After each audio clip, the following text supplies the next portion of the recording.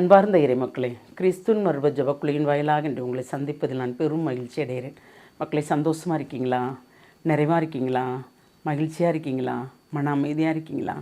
மக்களே, மகிழ்ச்சி மன அமைதி இறைவன் தந்தது இல்லையா? அதை நாம் தற்காத்து கொள்வோம்.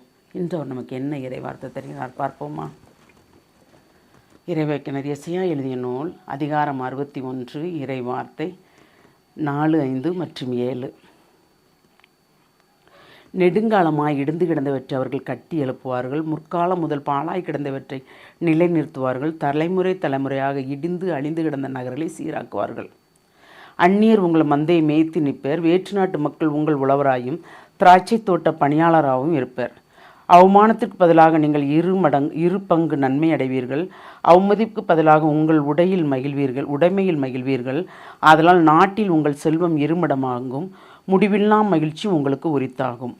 அதாவது நாம் ஆண்டவரோடு இணைந்து நடந்தோம் என்றால், இது கால் வரைக்கும் நாம் இறை மக்கள், அவரை சார்ந்தவர்கள் என்றால், நம்ம ஒரு வீடு கட்ட நினைக்கிறோம். அந்த வீடு நம்மளால் கட்ட முடியல. அவருக்கு அதுக்கு என்ன பதில் சொல்கிறார்? நெடுங்காலமாய் இடிந்து கிடந்தவற்றையும் அவர்கள் கட்டி எழுப்புவார்கள்.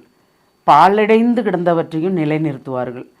அந்த தலைமுறையாக இதையும் கெட்ட முடியாமல் இருந்த இடத்த கூட கெட்டும்படி அவர் ஆசீர்வதிப்பாராம். அந்நியர் உங்கள் மந்தையை மேய்த்து நிற்பர். வேற்று நாட்டு மக்கள் உங்கள் உழவராயும் திராட்சை தோட்ட பணியாளரும் இருப்பார். அப்போ நீங்கள் ஒரு முதலாளி ஸ்தானத்தில் உங்களை வைத்து மற்றவர்களை உங்களுக்கு பணியாளராக ஆண்டவர் ஏற்படுத்துவேன் என்று சொல்கிறார். எதற்காக? நீங்கள் ஆண்டவரோடு இணைந்து நடந்தால்தான்.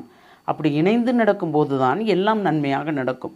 அவமானத்துக்கு பதிலாக நீங்கள் 2 பங்கு நன்மை அடைவீர்கள். இதுவரைக்கும் நீங்கள் அவமானம் அடைஞ்சிருப்பீங்க, ஆனால் நீங்கள் இனிமேல் 2 பங்கு நன்மை அடைவீர்கள். அவமதிப்புக்கு பதிலாக உங்கள் உடைமையில் மகிழ்வீர்கள். ஏனென்றால் இனிமேல் நமக்கு கிடைப்பது எல்லாமே நம்மளுடைய சொத்து என்று வரும்போது நாம் மகிழ்வோமாம். ஆதலால் நாட்டில் உங்கள் செல்வம் 2 மடங்காகும். முடிவில்லா மகிழ்ச்சியும் உங்களுக்கு உரித்தாகும். இப்போ நம்ம உழைப்பின் பயனை கொண்டே நம்மளை வாழும்படி அவர் நம்மளை ஆசீர்வதிப்பார். பிறரை கொள்ளையடித்து அல்ல, பிறரை ஏமாற்றி அல்ல, இல்லையா? அப்படி இருக்கிறதெல்லாம் நிலைத்தே நிற்காது. அது ஆண்டோருக்குரியதும் கிடையாது, ஆசீர்வாதமும் கிடையாது. நம்முடைய உழைப்பின் பயன் இறைவன் என்ன தருகிறார்? நம் உழைப்பின் பயனை அந்த சேமிக்க வேண்டிய இடத்தில் சேமித்து செலவழிக்க இடத்தில் செலவழிக்கும் போது நமக்கு நிறைவாக இருக்கும், இல்லையா? அப்போது ஆண்டவருக்குரிய மக்களாய் நாம் இருக்கும்போது நமக்கு எது தேவையோ அதை அவர் செய்து தருவார்.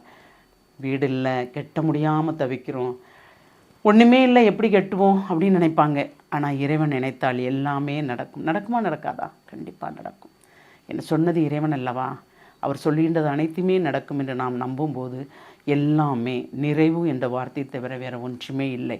அப்போ அந்த நிறைவை நாம் கேட்போமா? எல்லாம் உள்ள இறைவா, ஆமாண்டவரே, நாங்கள் எப்பொழுதும் நிறைவுள்ளவர்களாக இருக்கும்படி ஆசீர்வதியும் ஆண்டவரே.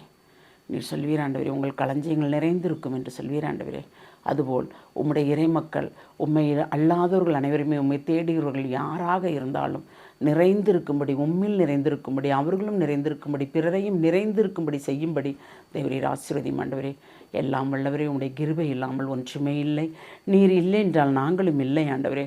அதனால் உம்முடைய கிருபையும் ஆசீர்வாதம் எங்களோடு எப்பொழுதும் தங்கி இருந்து அதை நிறைவு செய்ய போகிற அந்த நன்மையான காரியத்திற்கு நன்றி கூறி எங்களை முழுமையாக உம்முடைய இரக்கத்தில் ஒப்புக் கொடுக்கிறோம். ஜெபம் கேட்கும் நல்ல பிதாவே. ஆமேன், ஆமேன், ஆமேன்.